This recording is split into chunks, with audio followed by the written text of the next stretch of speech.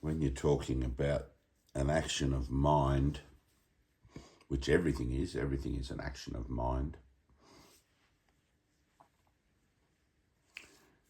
you're talking about an internal process. It's always decision making, because the only power that man has left to himself in this realm, in this world, is the power of decision. And that's an incredibly powerful power. It's really your superpower in this world. But decision happens in the mind, right? So what I think I see out in the world is a result of decisions I've made in consciousness, because the world is a symbolic representation of the domain of consciousness, and consciousness is the domain of ego. Spirit exists outside of that, or beyond that, or above that. I don't really know how to talk about that, but on a parallel, if you like, path to that, as an idea, not opposed to, but if you look at the idea of consciousness is an opposing or an opposite view of oneself, it's a self-perspective, a perspective of identity that is unlike what you are as spirit, as formless, as a being of light. So when you make a decision in the mind, when you make any decision, it comes from a place that you cannot find. It comes from the beyond, if you like. It comes from a place of having already chosen to be separate, already chosen to experience separation. And the physical form, the physical nature of life then, is the expression of that, which is why making any decision about what you think you see out there in what is the expression of something that's already been chosen for is kind of pointless. The process of healing, of reparation, of realignment, of repentance, etc.,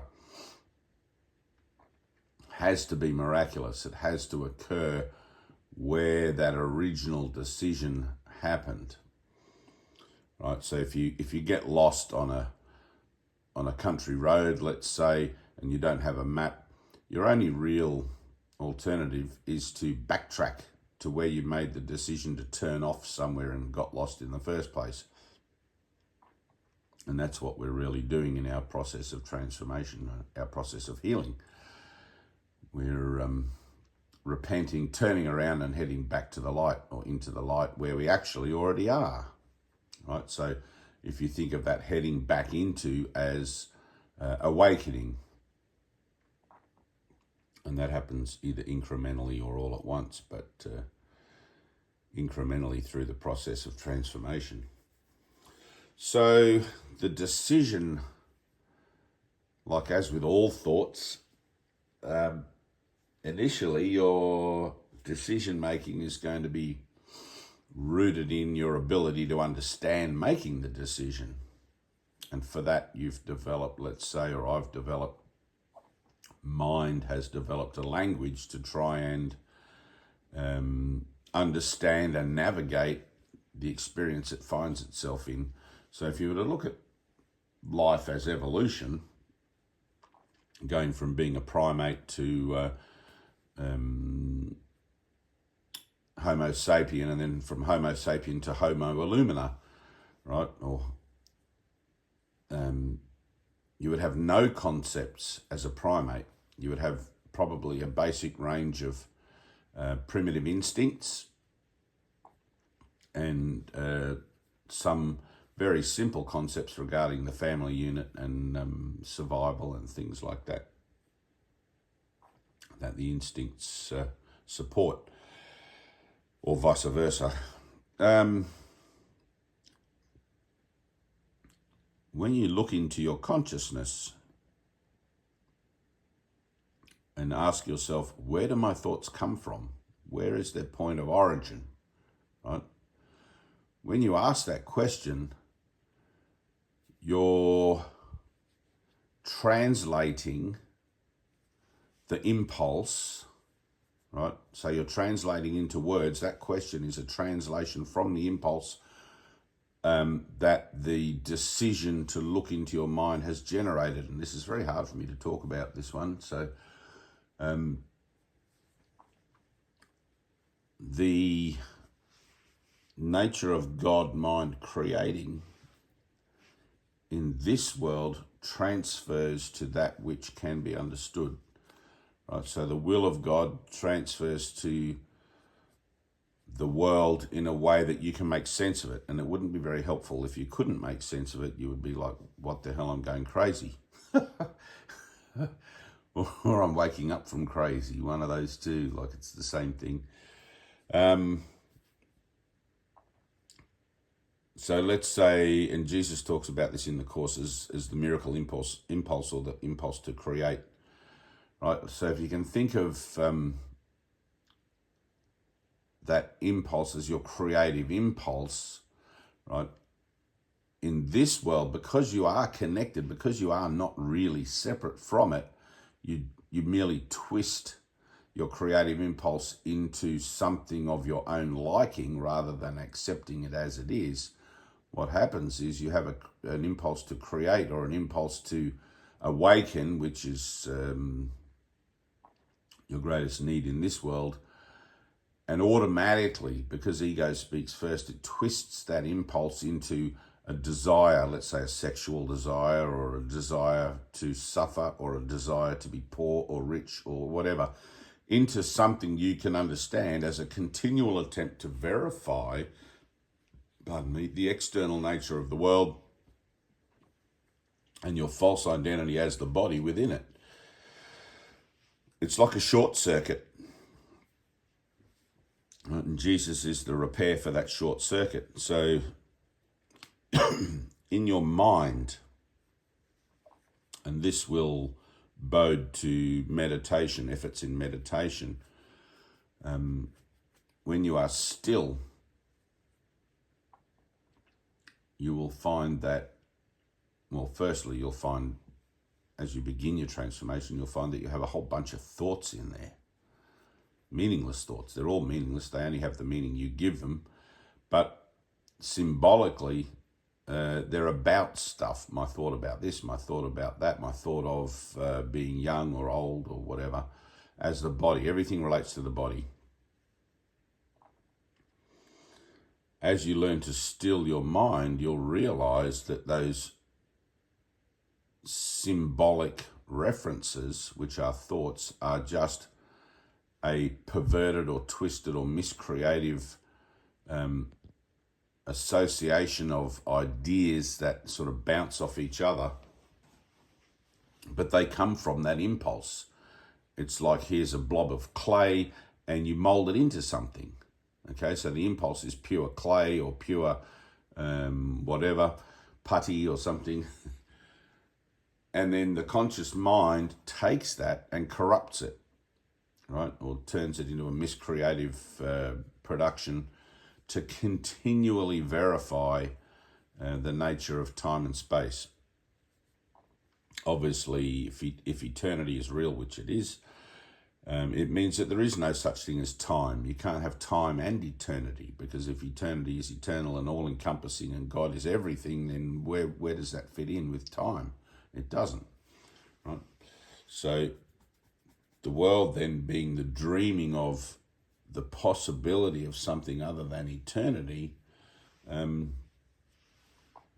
draws upon that impulse, draws upon that power of God mind creating within you, or the kingdom of heaven within you, to maintain its illusion of appearances and form and how it feels very real. Kick your toe on a brick and yep, it hurts, all of that, right? It seems very real, but it's not your reality. Okay, and that's the difference, that's the definition that you really have to make with it. It seems very real, but it's not reality. Okay, now Jesus says in the Course, the opposite of life is not death, but another form of life. Okay? And through the resurrection, through Jesus offering to us, we're being offered eternal life, right?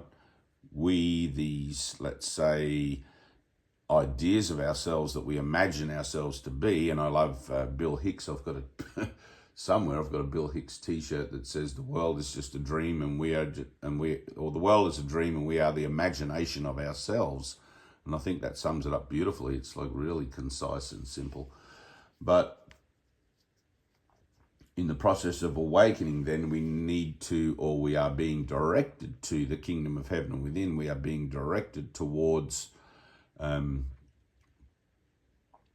that decision making, to look at our decision making process so that our choices begin to reflect the nature of wholeness, begin to reflect the nature of unity. And as we mature into that, as we awaken through that process, and grow into it and begin to understand our journey more and more and more, we naturally begin to understand the will of God, because we are the will of God. Right? We are the expression of God's love creating. We are God's children. We are God's extension of itself, himself. And we are literally God's kingdom. We are the kingdom of heaven.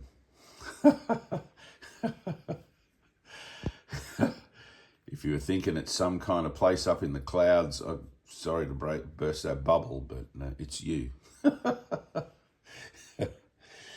Not you as the body or as the form association listening to this video. I've been inserted into your dream to begin the sequence of awakening, if you like. And it's funny, I have a lot of, this is just as weird to me as it is to you, I'm sure, but having had some experiences outside of the matrix, outside of the dream now, it's been a huge path of acceptance for me to take on board what it is and what is so in the situation as we find ourselves, or I find myself, as a representative of God. It's like in the Course it says, I'm here, you have to take it on board. Your perspective is that I'm here to represent him who sent me. Having been outside the matrix and then come back in, I'm here to represent what it is that I saw outside as best I can. And please forgive me if I do a real bumbling job of that at times, because it's there's no words for that. You can't describe the beauty and it's where we belong. I didn't want to come back. I had to come back here, but I had to because I chose to. Like I can't leave anyone or anything behind. It's once you realize the nature of unconditional love, man, if I have to spend the rest of time here in the dream, another 150 billion years to, for whatever it is, then so be it. But God, I hope not. I've seen moving on in the journey of the soul, and that's amazing. It's just amazing. But at the same time, it's just natural. It's naturally amazing. It's like, oh God, I'm going home, or I'm waking up to my natural self, my true self. So when you're in your mind, let's say, and you're sitting quietly and you're meditating and you're going beyond all those formulated thoughts, or beyond those thoughts, which are the corruption of the natural impulse to create in you, because that is still in you, that spark of truth. I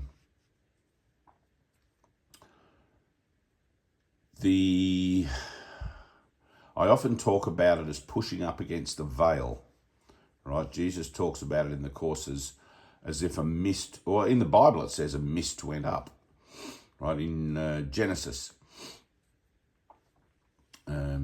God put Adam into a sleep to extract the rib, and a mist went up, right? So everything's hidden behind this veil or this mist.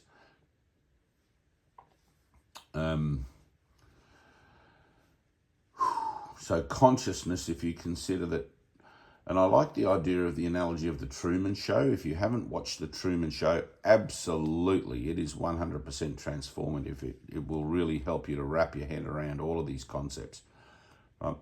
Truman Show, there's like the dome. He's born inside this false world that he doesn't realize. And in the very end, I'm sorry if I'm ruining the end for you. Spoiler alert. He realizes that his whole life has been fake. He confronts his fears to do that, right? His one bit major fear of drowning or whatever. So consciousness is like the dome of the Truman Show. And you can push up against the edge of consciousness by looking for where your thoughts come from in your own mind. Now, by the time... And we're talking a blink of an eye here, an instant. That's the speed of thought, right? But you are thought, so you are an idea in the mind of God as spirit, as light. So you are this speed. If I could say thought speed rather than light speed, which is faster than the speed of thought, faster than the speed of light. Thought speed is faster than the speed of light. Your mind works that fast. Okay, your processing works that fast. It's like a quantum computer. It's instantaneous. By the time you're aware of the thought in your mind, let's say a pair of brown shoes, right? By the time you're aware of the thought of a pair of brown shoes in your mind, the impulse that was corrupted to produce that thought, right, is already gone. It's already over, right? You're imagining your body and yourself and your false identity in every instant. I won't say every second because that denotes to time, but every instant. And how would I put this? You're appearing and reappearing, or appearing and disappearing. It's like I think it's a quark that quantum physics say they appear and disappear. You're like that. But it's happening so fast, you seem to be a constant thing. I seem to be sitting here making this video with no realization that I'm actually appearing and disappearing every instant. Now, if you slow, and this is meditative, okay, so if you slow a roll of film down, if you took a roll of 35mm film that they used to make cinema, actually I think it's 75mm, but whatever, you'll see the individual frames, which is 24 frames per second in my memory of how things work. 24 frames of negative film on a long reel. When you play that reel at the right speed, at 24 frames per second, there's a little black line between each frame, right? But it's playing so fast you don't notice the black line. One negative is being projected onto the screen and at a time, but it's playing so fast you don't see the break between where one negative finishes and the next one starts. Okay, that's exactly the same process. You don't see where it is that your body and your false self, the whole identity, the world, the universe, everything appears and disappears instantaneously again and again and again, right? Because you're distracted with your thoughts. When you learn to meditate and slow those thoughts down, right? Jesus, I think it's lesson 16, Jesus talks about it, or as an oddly assorted procession going by, right? Your thoughts are an oddly assorted procession going by.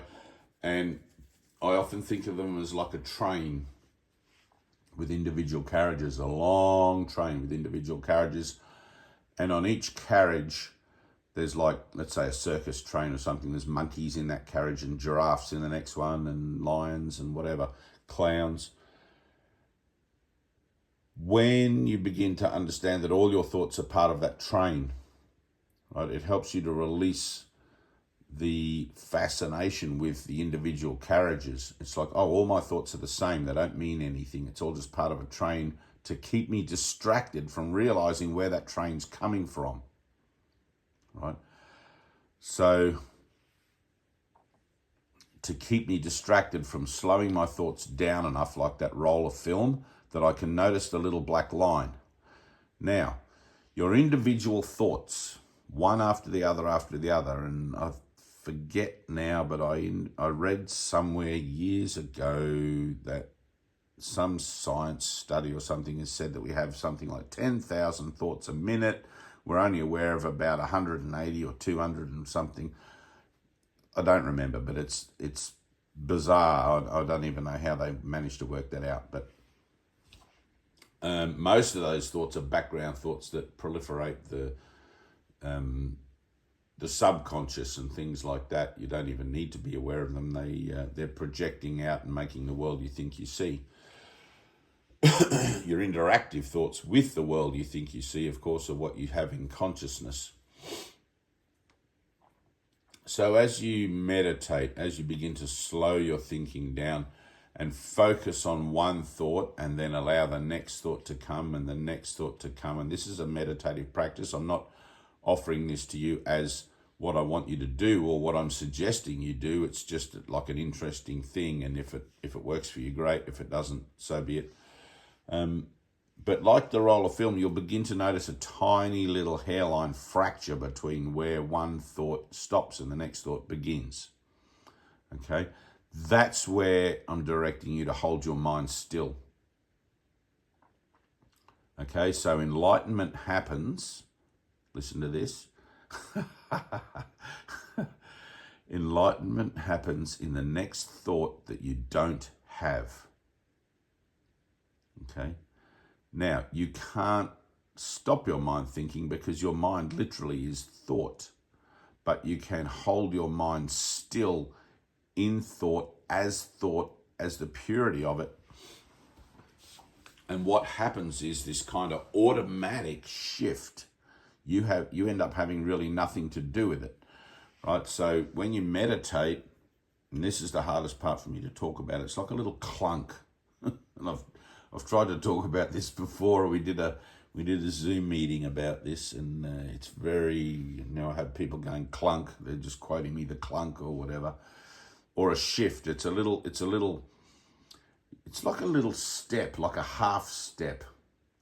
Like in my house here, I have it's like 15 centimeters between. I have this kind of funny little mezzanine where the room I'm sitting in now is a converted garage, and there's like this little step up into the main part of the house, but it's just one step, and it's sort of a funny half step.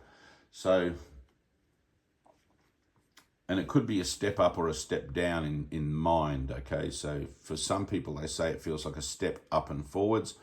And a lot of people have told me about this, and I experienced this myself. And some people say they seem to get a sense of falling down and back or going down and back. But when you meditate, as you are able to hold your mind still on that place between your thoughts, at first it's going to be very difficult to even watch your thoughts and be objective about them rather than get caught up in them. And, at first you'll be, monkeys, I like monkeys, and you'll follow that train until your thought about monkeys comes to its logical conclusion. And then you'll find something else to fixate on. But it becomes very difficult at first, right? Which is why an untrained mind accomplishes nothing. An untrained mind accomplishes nothing, and a half-trained mind accomplishes nothing. This is a whole process of training, and you've got to give it its due. All right, so, and you'll find that the workbook lessons in the course really help you with this a lot. Okay, there are several techniques that Jesus uses in the course where he says, imagine doing this and imagine doing that. And it's all imagine because it's all in the mind, right? So you're visualizing stuff and you're imagining stuff. And there's about 3 or 4 different techniques of things that, from mantra style stuff to being still to imagining, creative visualization of seeing Jesus in the clouds and like a fog and his hand reaching out to you, all these sorts of different things. And you'll find that one or the other of those will more than likely work for you. All right, but and it reminds me of like when I was young, I went to a hypnotist, and for an issue I had going on, and this is way before anything. This actually probably started me more on my spiritual thing, And she had to try a few different types of hypnosis, a few different methods to try and get me to go under. And it was finally suggestive, meditative prompts and things that she used to get me, which is where I had my first flash of light, actually. And she didn't know what that was about. And anyway, getting off the track. So so you're sitting in your mind with your eyes closed, and you're sitting there and there's thoughts going on, and you're learning to still your mind, that little railroad track with all the train on it and everything. You realize it's all the same. They're all meaningless thoughts, right? Lesson 10 of A Course in Miracles is my thoughts do not mean anything. The application of that lesson too, by the way, has got me out of more panic attacks, anxiety, more bloody crazy moments than any other. It's like you'll find that you have a few favorite lessons. That's definitely one of my favorite lessons. And people I speak to, they say, oh no, lesson 77, I think it is, I'm entitled to miracles. That one really does it for me, or whatever. But you realize that your thoughts are all the same. They don't mean anything. So as you begin to take on board more and more they don't mean anything, you become less, because you've now got a new point of focus, a new point of focus for your efforts, you become less enamored with the train of thoughts, that roll of film, and you begin to seek the space between your thoughts. You begin to try and find that quiet place where one thing ends and another begins. And this is just one kind of meditative aspect of trying to reach beyond into the light. Okay, so and you may find this doesn't work for you at all, but something will eventually, because this is a done deal, remember. All right, so as you sit, or as you be still, okay, so Jesus is in the Bible says, be still and know that I am God. Right? To be still is to be still in the mind. Jesus is talking directly about meditation, although it probably wasn't called that back then. It was probably just called being still. So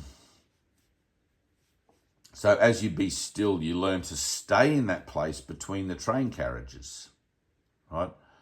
And you learn to focus totally on, now this is hard to talk about too, on internal listening, on internal presence, on internal abidance, if you like, with that quiet moment.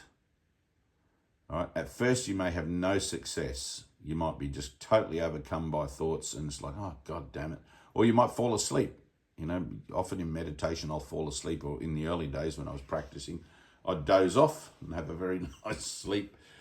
You'd wake up an hour later, but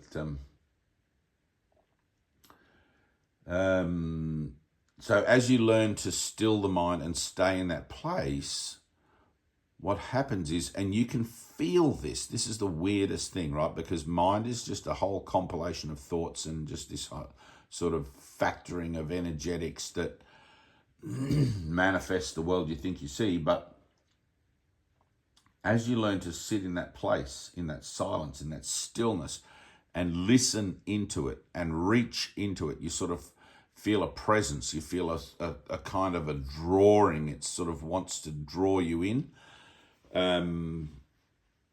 There's this kind of clunk.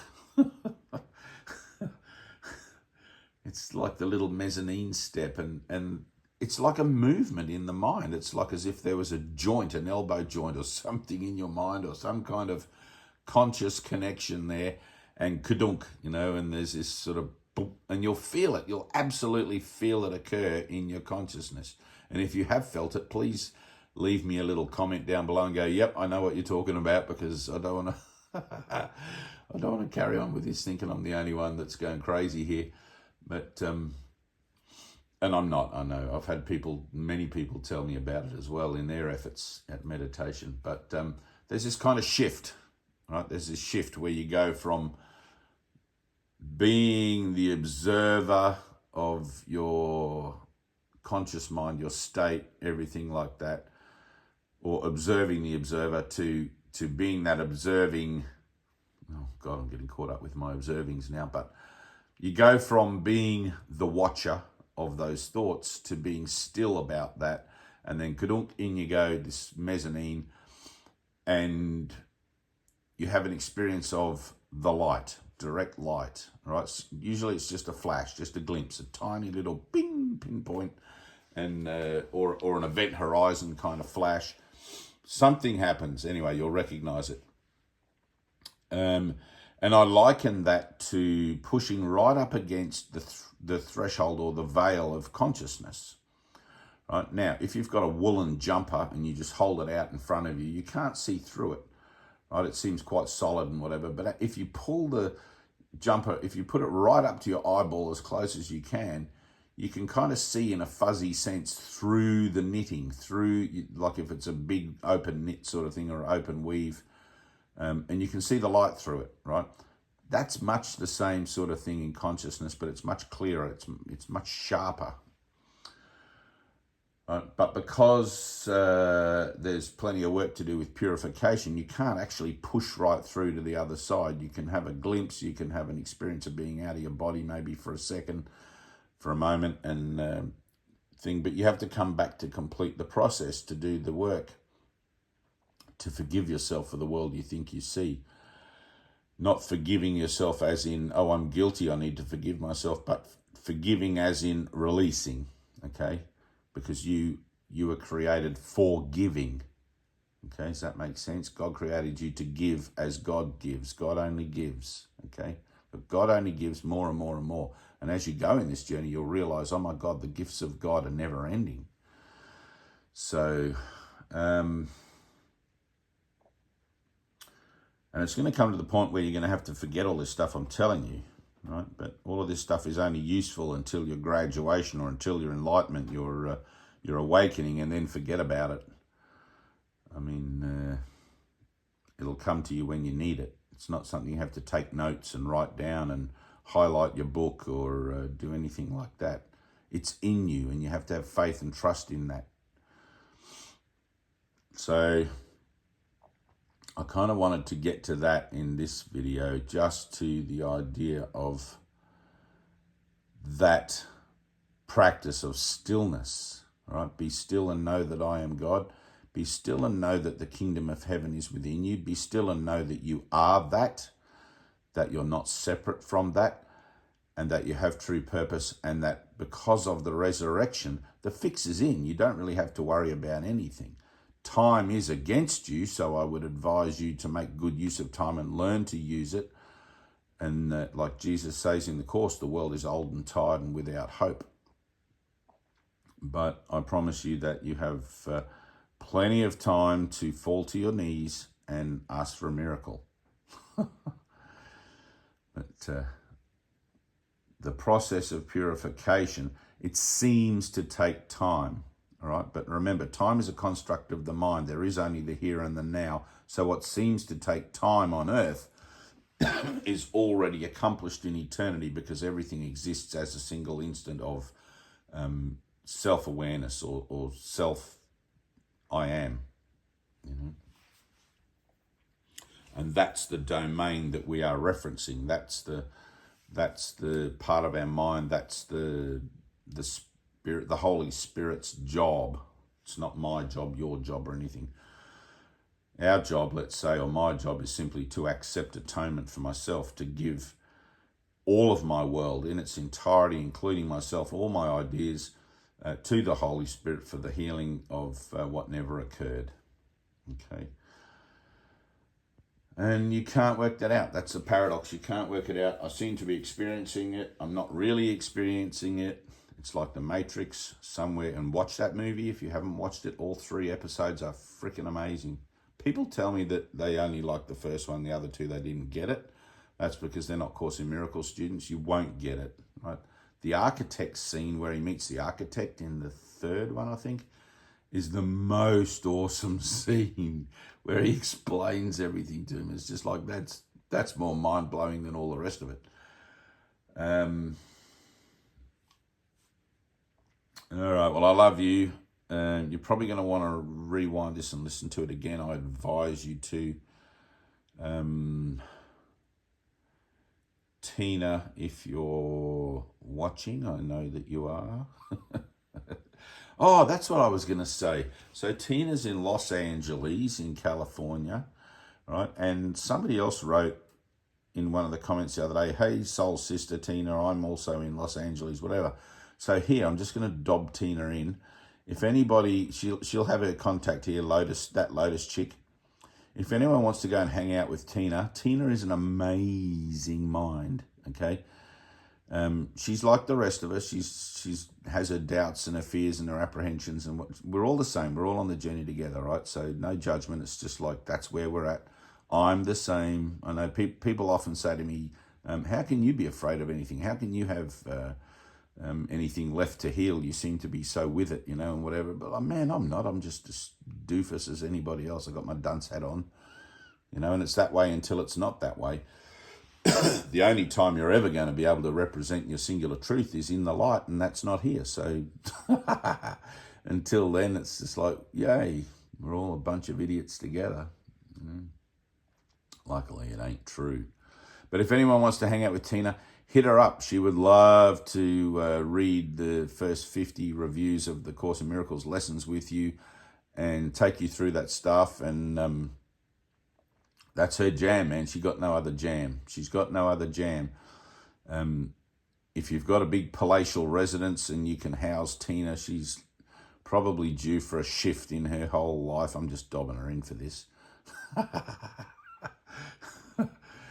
Give her a room in your house and watch your life transform. Sorry, Tina.